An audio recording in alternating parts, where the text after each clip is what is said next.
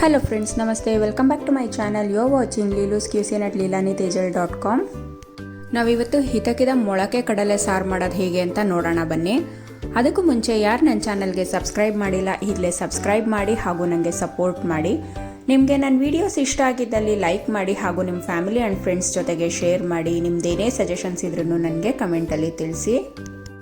ಇದು one of the traditional recipe ಅಂತಲೇ ಹೇಳ್ಬೋದು. ನನ್ನ ಹಸ್ಬೆಂಡ್ ಅವ್ರ ಅಜ್ಜಿ ಮಾಡ್ತಾ ಇದ್ರಂತೆ ಈ ರೆಸಿಪಿನ. ನಾನು ಇದನ್ನು 2-3 ಸಲ ಟ್ರೈ ಮಾಡಿದೆ, ತುಂಬ ಚೆನ್ನಾಗಿ ಬಂತು ನನಗೆ ಈ ರೆಸಿಪಿ. ನಿಮ್ಮ ಜೊತೆ ಎಲ್ಲ ಶೇರ್ ಮಾಡೋಣ ಅಂತ ನಾನು ಇವತ್ತು ಈ ರೆಸಿಪಿ ತೊಗೊಂಡು ಬಂದಿದ್ದೀನಿ. ಇದಕ್ಕೆ ಏನೆಲ್ಲ ಇಂಗ್ರೀಡಿಯೆಂಟ್ಸ್ ಬೇಕು ಮತ್ತು ಹೇಗೆ ಮಾಡೋದು ಅಂತ ನೋಡೋಣ ಬನ್ನಿ. ನಾನಿಲ್ಲಿ 1 ಕಪ್ಪು ಕಡಲೆಕಾಳು ತೊಗೊಂಡಿದ್ದೀನಿ. ಇದನ್ನು ನಾವಿವಾಗ 2-3 ಸಲ ವಾಶ್ ಮಾಡಿಕೊಂಡು ಓವರ್ ನೈಟ್ ಸೋಕ್ ಮಾಡ್ಕೊಳ್ಳೋಣ. ನಾನಿವಾಗ ವಾಶ್ ಮಾಡಿ ಇದಕ್ಕೆ ನೀರು ಹಾಕಿ ಇಟ್ಕೊಂಡಿದ್ದೀನಿ. ಇದನ್ನು ಓವರ್ ನೈಟ್ ಬಿಡೋಣ. ಇವಾಗ ಇದು ಕಡಲೆಕಾಳು ಚೆನ್ನಾಗಿ ಸೋಕ್ ಆಗಿದೆ, ನೀವು ನೋಡ್ಬೋದು. ಇದು ಡಬಲ್ ದ ಸೈಜ್ ಆಗಿದೆ.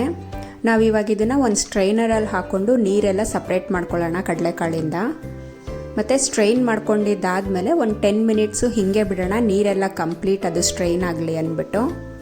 ಆಮೇಲೆ ನಾವಿದನ್ನು ಒಂದು ಬಟ್ಟೆ ಮೇಲೆ ಹಾಕ್ಕೊಂಡು ಮೊಳಕೆ ಕಟ್ಕೊಳ್ಳೋಣ. ನೀವು ಯಾವ ಥರ ಕ್ಲಾತ್ ಬೇಕಾದರೂ ಯೂಸ್ ಮಾಡ್ಬೋದು, ಕಾಟನ್ ಕ್ಲಾತ್. ಈ ನೀರು ಬಿಸಾಕ್ಬಿಡೋಣ, ವೇಸ್ಟ್, ಇದು ನಮ್ಗೆ ಯೂಸ್ ಇಲ್ಲ. ಇವಾಗ ನಾನು ಒಂದು ಬಟ್ಟೆಯಲ್ಲಿ, ಒಂದು ಟೀ ಶರ್ಟಲ್ಲಿ ನಾನು ಕಡಲೆಕಾಳನ್ನ ಕವರ್ ಮಾಡ್ಕೊತಾ ಇದ್ದೀನಿ.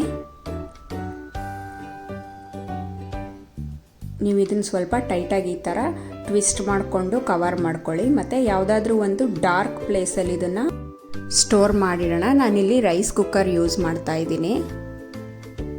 ಸೊ ಇದನ್ನು ಒಂದು 12 hours ಹಾಗೆ ಬಿಡೋಣ, ಯಾಕಂದರೆ ಕಡಲೆಕಾಳು ಸ್ವಲ್ಪ ದಪ್ಪ ಇರೋದ್ರಿಂದ ಮೊಳಕೆ ಬರೋದಕ್ಕೆ ಟೈಮ್ ತಗೊಳತ್ತೆ.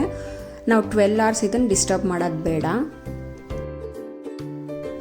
ಸೊ ಆಫ್ಟರ್ 12 hours ನಾನು ಇದನ್ನು ಚೆಕ್ ಮಾಡ್ತಾ ಇದ್ದೀನಿ, ಹೇಗೆ ಬಂದಿದೆ ಮೊಳಕೆ ಅಂತ ನೋಡೋಣ. ಇಷ್ಟು ಮೊಳಕೆ ಬಂದರೆ ಸಾಕು ನಮಗೆ. ನೀವು ನೋಡ್ಬೋದು ಮೊಳಕೆ ಚೆನ್ನಾಗಿ ಬಂದಿದೆ.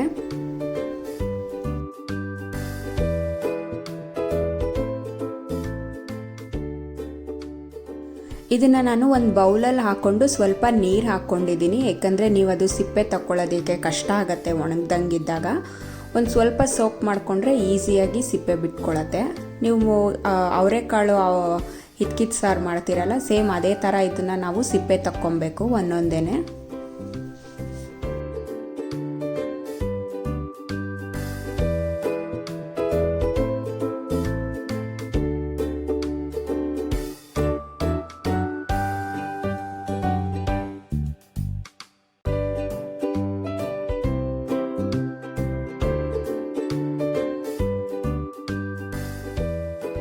ಸೊ ಇವಾಗ ನಾನು ಒಂದು ಪ್ಯಾನ್ ಬಿಸಿ ಇಟ್ಕೊಂಡಿದ್ದೀನಿ. ಅದರಲ್ಲಿ 1 ಸ್ಪೂನಷ್ಟು ಆಯಿಲ್ ಹಾಕ್ಕೊತಾ ಇದ್ದೀನಿ.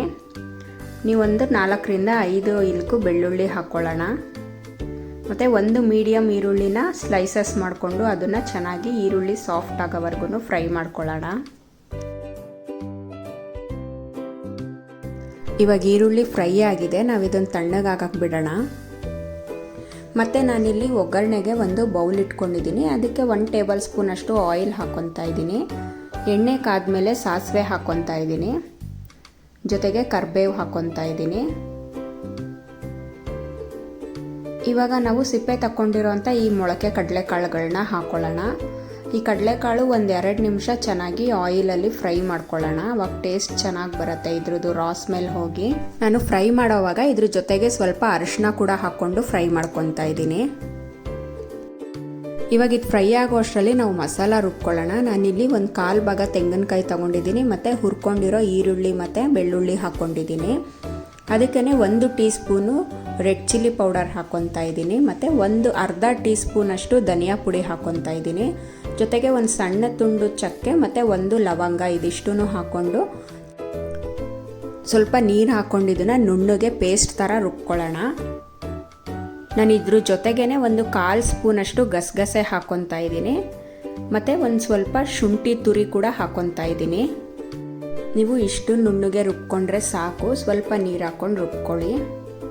ಇವಾಗ ಈ ಮಸಾಲಾನ ಹುರ್ಕೊತಾ ಇರೋ ಕಾಳುಗಳಿಗೆ ಹಾಕ್ಕೊಂಡು ಇದನ್ನು 1-2 ನಿಮಿಷ ಫ್ರೈ ಮಾಡ್ಕೊಳ್ಳೋಣ. ಒಂದೆರಡು ನಿಮಿಷ ಫ್ರೈ ಆದಮೇಲೆ ನಾವು ಇದಕ್ಕೆ ನೀರು ಹಾಕೊಳ್ಳೋಣ.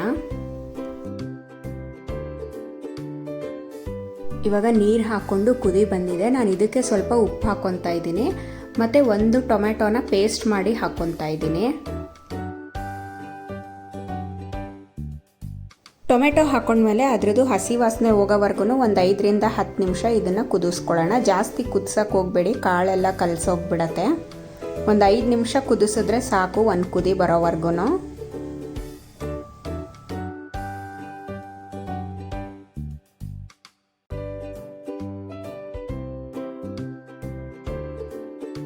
ಇಷ್ಟು ಬೆಂದರೆ ಸಾಕು. ನಾನು ಇದನ್ನು ಒಂದು ಸರ್ವಿಂಗ್ ಬೌಲಲ್ಲಿ ತಕ್ಕೊತಾ ಇದ್ದೀನಿ. ಇವಾಗ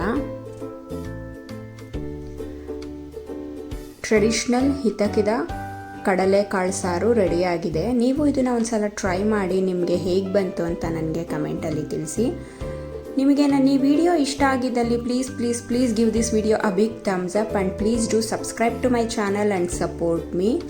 ಇದೇ ಥರ ಇಂಟ್ರೆಸ್ಟಿಂಗ್ ಆ್ಯಂಡ್ ಈಸಿ ರೆಸಿಪೀಸ್ಗೋಸ್ಕರ ನನ್ನ ಚಾನಲ್ಗೆ ಸಬ್ಸ್ಕ್ರೈಬ್ ಮಾಡಿ ಹಾಗೂ ನನಗೆ ಸಪೋರ್ಟ್ ಮಾಡಿ. You can follow me on Instagram for daily updates. There I will be posting my daily updates. Thank you for watching. Bye.